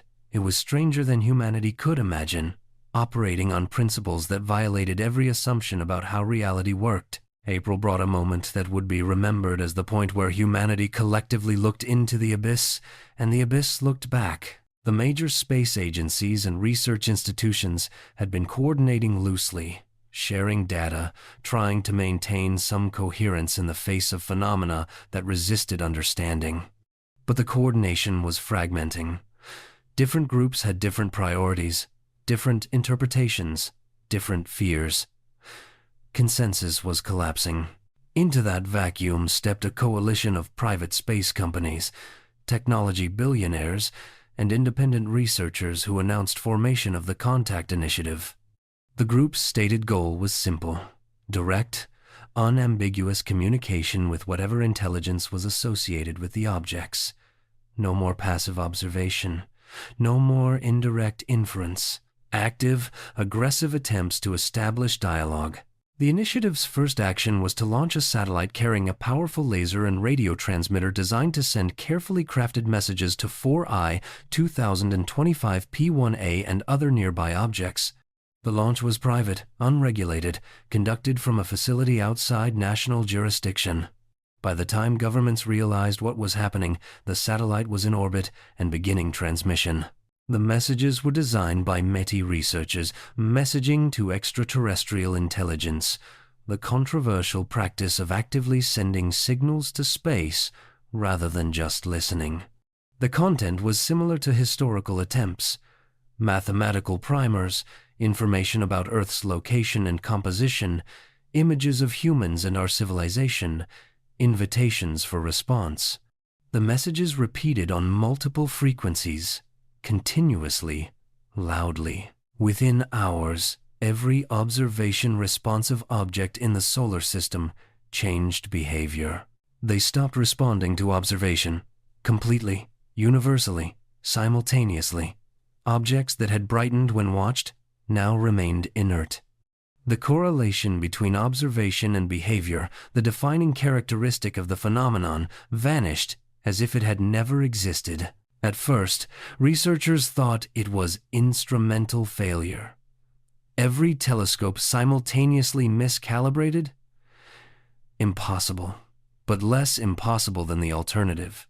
But as days passed and the effect persisted, the truth became clear. The objects had gone dark. Not physically, they were still there, still detectable with radar and other active sensing. But they had stopped interacting. The game, if it was a game, was over. The Contact Initiative celebrated. They interpreted the change as success. The objects had been trying to get humanity's attention, and once attention was given decisively, they could move to the next phase. But others saw it differently. Maybe the objects hadn't been trying to get attention. Maybe they had been studying humanity's response to ambiguous stimuli, and the study was now complete. Maybe the observation-dependent behavior had been a test, and by forcing direct confrontation, humanity had failed. Or maybe, worst of all, maybe the objects had been waiting for something specific, some threshold of human behavior, and the Contact Initiative's aggressive messaging had been that threshold. And now that the threshold was crossed, whatever came next would begin. May brought eerie calm. The objects remained detectable but inert. No brightness variations, no responses to observation, no precognitive effects. The solar system felt emptier than it had before any of this began, as if something that had been present had now withdrawn. Astronomers continued their work, but the excitement was gone, replaced by unease and regret. Some blamed the contact initiative for disrupting whatever relationship might have been developing. Others said that relationship was never sustainable, that contact between such disparate intelligences couldn't proceed through the kind of ambiguous dance that had been happening. Still, others said it didn't matter whatever the object's purpose, it was now fulfilled, and humans would never know what it had been. Dr. Sarah Nakamura, in what would be her final interview before retiring from astronomy entirely, said, "We wanted them to talk to us, to treat us as equals, as peers, as partners, in some cosmic conversation. But maybe that was never possible. Maybe the gap is too large. Maybe we're not conversational partners, but phenomena to be observed, studied, catalogued, and maybe the saddest thing is that we'll never know. We'll never know what they learned from watching us, or what conclusions they drew, or what happens now. We're not owed that knowledge. We're not part of that conversation. We're outside it, looking in, trying to understand why the universe treats us like objects when we so desperately want to be subjects." June brought the 1-year mark since 4I 2025 P1A had established orbit in the inner solar system. The object remained in place, following its predicted trajectory with no deviations. It was simply there, silent, inert, a monument to something humanity couldn't understand. Meanwhile, 3I Atlas had crossed beyond the heliopause, leaving the solar system entirely. The object was now traveling through true interstellar space, no longer bound by the sun's gravity, heading toward whatever destination or purpose lay beyond. A few dedicated observers continued tracking it, measuring its gradually fading signal. It remained anomalously bright even at that distance, visible long past any natural limit, as if ensuring humanity could watch it leave. Dr. Avi Loeb published what he called his final paper on the topic, titled "The Experiment." It was less scientific analysis than philosophical meditation. Loeb argued that everything humanity had experienced over the past 3 years had been carefully designed, not random, not accidental, but choreographed. A controlled exposure to the idea of non-human intelligence, calibrated to maximize learning while minimizing panic. "Consider," Loeb wrote, "what an advanced civilization would do if they wanted to introduce themselves to a younger species without overwhelming that species. They wouldn't arrive in massive ships, landing on the White House lawn, demanding to be taken to our leaders. That's a fantasy from human imagination, not a plausible contact scenario. Instead, they might do exactly what we experienced. Arrive ambiguously, demonstrate intelligence subtly, escalate slowly. Watch how the younger species responds at each stage." The paper detailed how 3I Atlas's behavior had followed a pedagogical progression. First, appear natural, let humans discover you. Second, show subtle anomalies, let humans question their assumptions. Third, respond to observation, demonstrate awareness. Fourth, prove artificiality, force acceptance of intelligence. Fifth, withdraw, let humans integrate the experience. Each stage, Loeb wrote, tested something specific. How do humans respond to the unknown? How quickly do they abandon natural explanations? How do they handle ambiguity? How do they coordinate globally? How do they react when the universe proves to be more complex than their theories predict? These are questions a visiting intelligence would need answered before proceeding to direct contact. And over 3 years, they got their answers. Loeb's paper concluded, "The experiment, if that's what it was, is over. The observers have observed. The data has been collected. Now we wait to see what conclusions were drawn, what our responses revealed about us, whether we passed or failed, whatever assessment was underway. And while we wait, we must confront the possibility that we might never know. The universe might have looked at humanity, taken our measure, and moved on without explanation or further interaction. We might have been found wanting, or sufficiently understood, or simply uninteresting. And we must learn to live with that uncertainty, that absence of closure, that fundamental unknowability of our place in a cosmos that contains intelligence beyond our comprehension. July brought unexpected developments. Multiple observatories reported brief, intense signals from objects in the outer solar system. Not the observation-responsive objects that had gone dormant, but new detections. Objects that hadn't been noticed before suddenly becoming visible, broadcasting powerfully for minutes or hours, then falling silent again. The signals were structured but not decipherable. They contained patterns, repeating elements, hierarchical organization, embedded symmetries that suggested information content. But the information couldn't be extracted. No mathematical primer, no universal grammar, no pictures or diagrams, just pattern, complex and dense, flowing past too quickly to analyze before vanishing. Dr. Elena Vasquez, analyzing the signals, described them as cognitive overload. The information density was too high for human processing. Imagine, she said, trying to understand a PhD thesis by looking at it for 5 seconds. The information is there, but you can't extract it at human cognitive speeds. These signals might contain vast amounts of meaning that's simply inaccessible to us. It's not encryption or obfuscation. It's compression beyond our ability to decompress.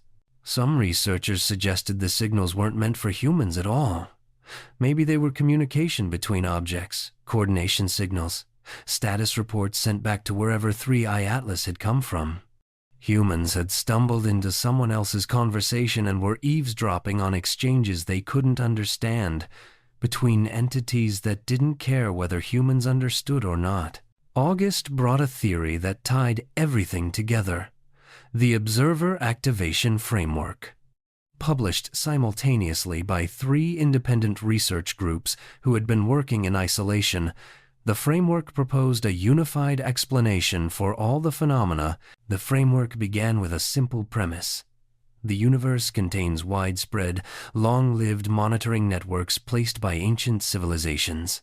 These networks are designed to detect and study emerging intelligence. They remain dormant for millions of years, activated only when specific conditions are met, typically the development of technology capable of detecting the monitors themselves. This explains the observation-dependent behavior. The objects aren't responding to observation in real time. They're following activation protocols triggered by cumulative observation thresholds. Watch an object enough times with sufficient intensity and sophistication, and you activate its study protocol. The object begins performing demonstrations designed to test the observer's capabilities and responses. The framework explains why 3i Atlas appeared to respond faster than light speed allowed. It wasn't responding to individual observations, but to the statistical pattern of observations over time.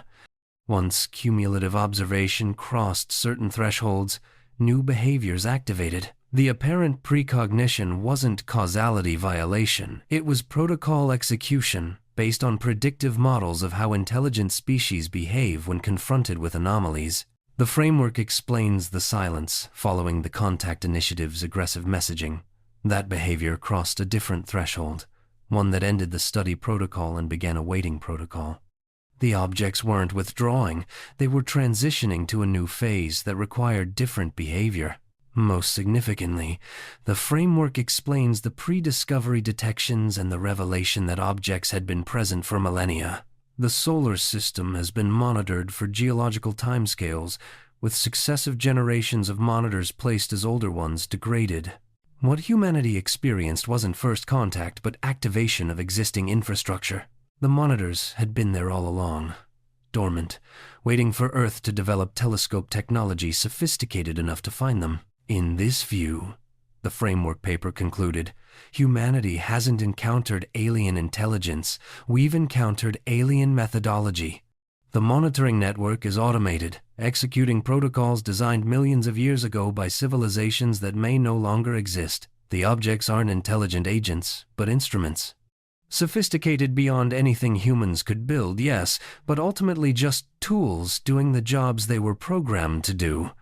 The real intelligence, the actual aliens, might be long dead or might be receiving data transmitted across light years, studying us from distances so vast we'll never meet them. We're not subjects in a conversation, but subjects in an experiment's end. September brought the revelation that would haunt humanity for generations. A researcher at SETI, examining archival data from decades of radio telescope observations, found something that had been hidden in the noise.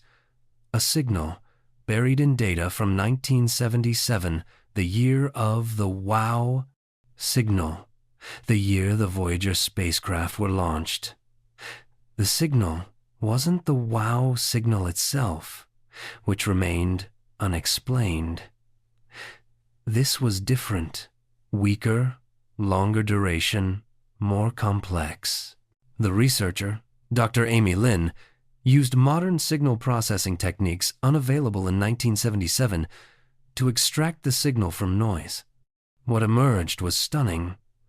A repeating pattern of pulses that matched exactly the observation pattern of 3I Atlas. The same timing, the same structure, the same mathematical relationships. The signal was a template, broadcast in 1977, showing what an activated monitor would look like decades before 3I Atlas appeared.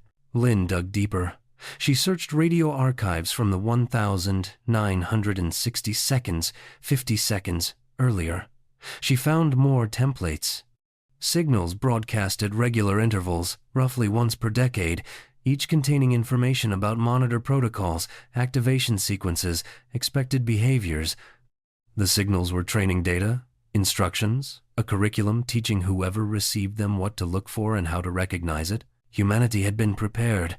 For decades, subtle signals had been teaching us, unconsciously, what first contact would look like.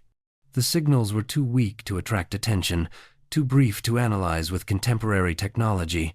But they were there, leaving imprints in archived data, waiting to be discovered later when technology improved. It was pedagogical manipulation on a scale almost impossible to comprehend.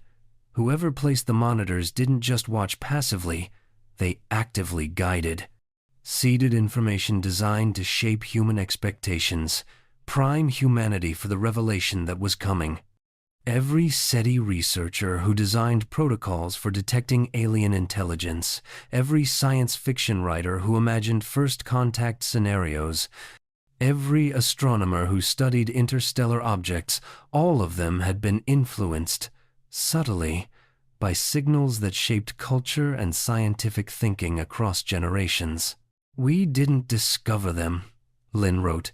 They revealed themselves to us according to a schedule they determined, in ways they designed, after decades of preparation we didn't recognize. Our discovery of 3I Atlas, our observation of its anomalies, our interpretation of its meaning, all of it was guided. We think we're the observers, the scientists, the ones studying and analyzing. But we've been the observed all along. And the study is so sophisticated, so long-term, so patient, that we can't even tell where our own thoughts end and their influence begins.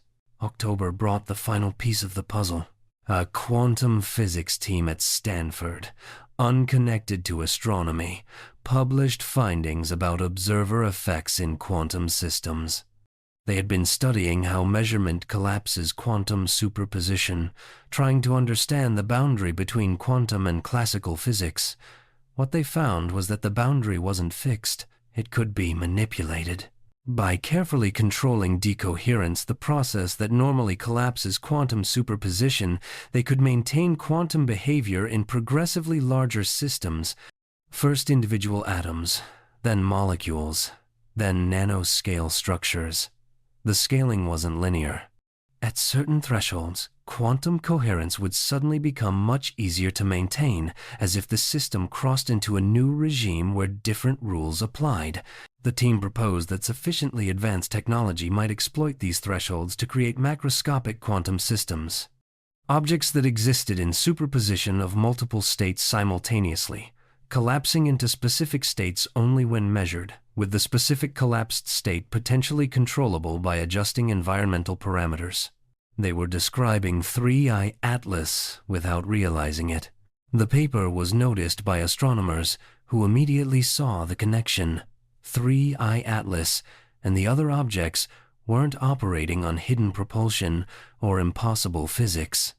They were macroscopic quantum systems, existing in superposition until observed, collapsing into whichever state was most appropriate for the type of observation being made.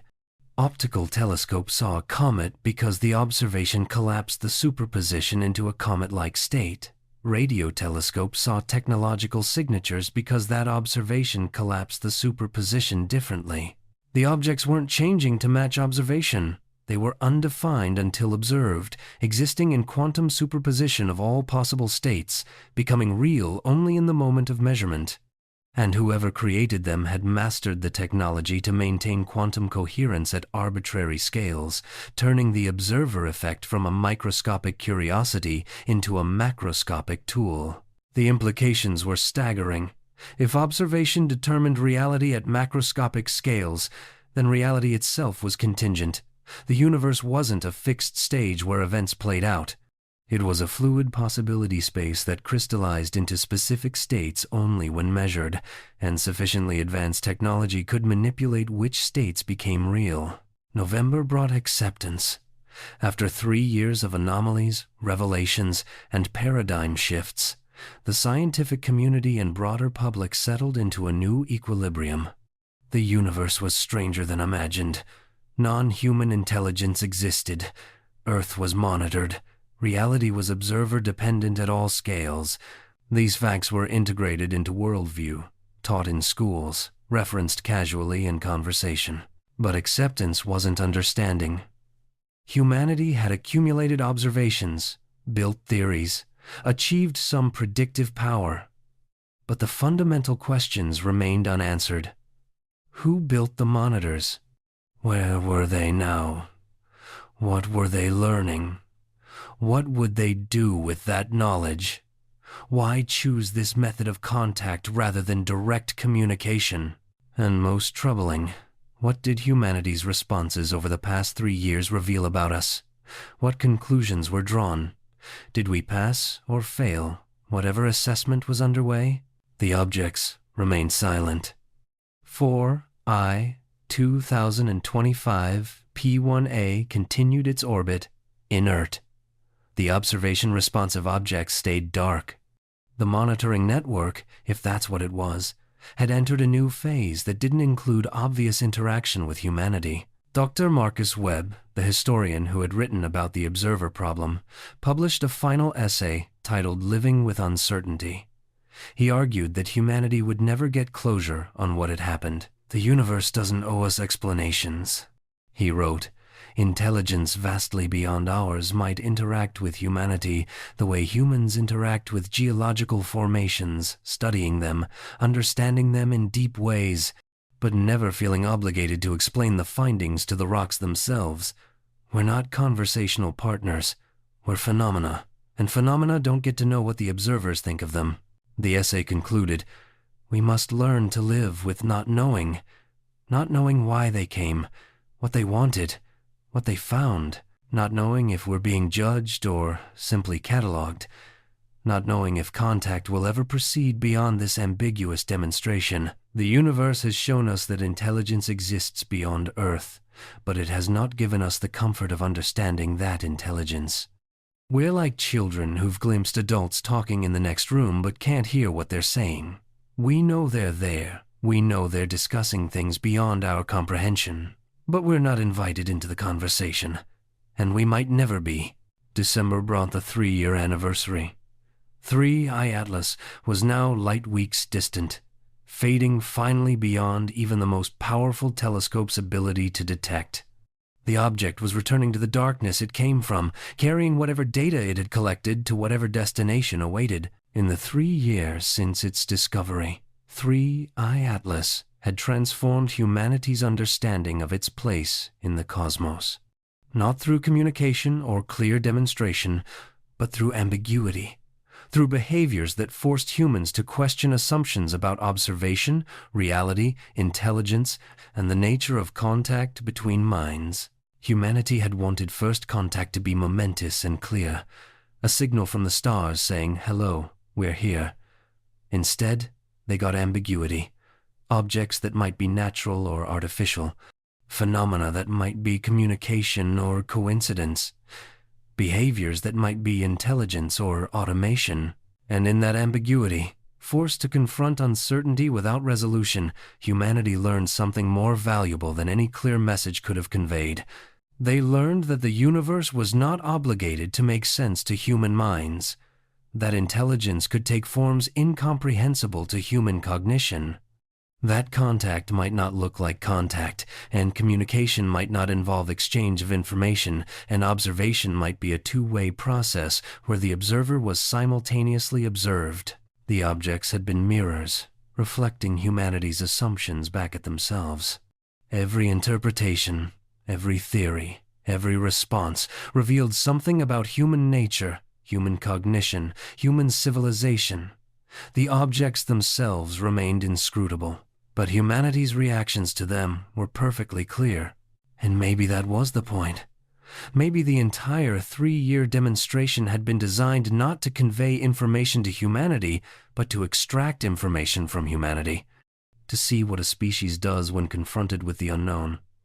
How they observe, hypothesize, test, debate, coordinate, panic, deny, accept, all of it data, all of it revealing. In the final analysis, perhaps 3I Atlas hadn't come to Earth at all. It had been here, waiting, for millennia. And what arrived in those 3 years wasn't the object, but humanity's awareness of it.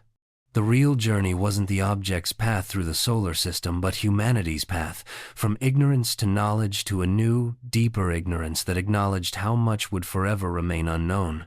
As the calendar turned to a new year, astronomers continued scanning the sky, looking for new interstellar visitors, monitoring the objects that remained, analyzing data that might reveal patterns, meanings, purposes. The search continued because search was what humans did. Observation was built into human nature, the drive to understand, to explain, to know. But now they observed knowing they were observed in turn. Every telescope pointed outward was matched by unknown instruments pointed inward. Every human studying the cosmos was simultaneously a subject in someone else's study. The observers were observed, the measurers measured. The experiment was not conducted by humanity, but on humanity, with every human both subject and participant, generating data for analysis by entities that might never explain their conclusions.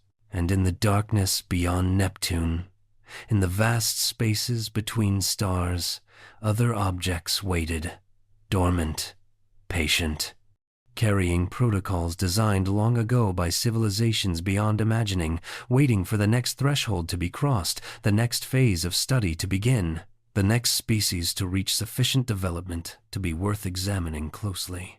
The solar system had never been empty, would never be empty. Was a laboratory, an observation post, a classroom where younger species were tested and measured and taught without knowing they were being taught, and humanity, having glimpsed the truth, would spend generations trying to understand what it meant to be the subject rather than the object, the observed rather than the observer, the ones who thought they were discovering the universe but were really being discovered by it. It was never watching the Sunday, it was watching us watch. And in our watching, in our measuring, in our desperate attempt to understand something that might be fundamentally incomprehensible, we revealed everything about ourselves. Every assumption, every fear, every hope, every limitation. We became transparent in the very act of trying to see. Maybe 3I Atlas didn't arrive to test physics. Maybe it came to test honesty, to see what a species does when it sees itself clearly for the first time, reflected in the mirror of its own observations, stripped of the comfortable illusion that the universe was waiting to be understood on human terms. And maybe, after all this time, After 3 years of demonstrations and revelations and paradigm shifts that changed everything and explained nothing, the experiment is finally over. Not because the objects left, but because humanity finally understood the real question. Not what are they, but what are we? And the answer, written in 3 years of observations and reactions and interpretations, is recorded somewhere beyond human reach, in archives that will outlive the species that generated the data, preserved for purposes we'll never comprehend. The universe is watching, has always been watching. Will continue watching long after every human is dust and every telescope is silent and every theory is forgotten. And in the end, perhaps that's the only certainty we'll ever have, that somewhere, something knows us better than we know ourselves. And we're still trying to decide if that's terrifying or beautiful. Probably both.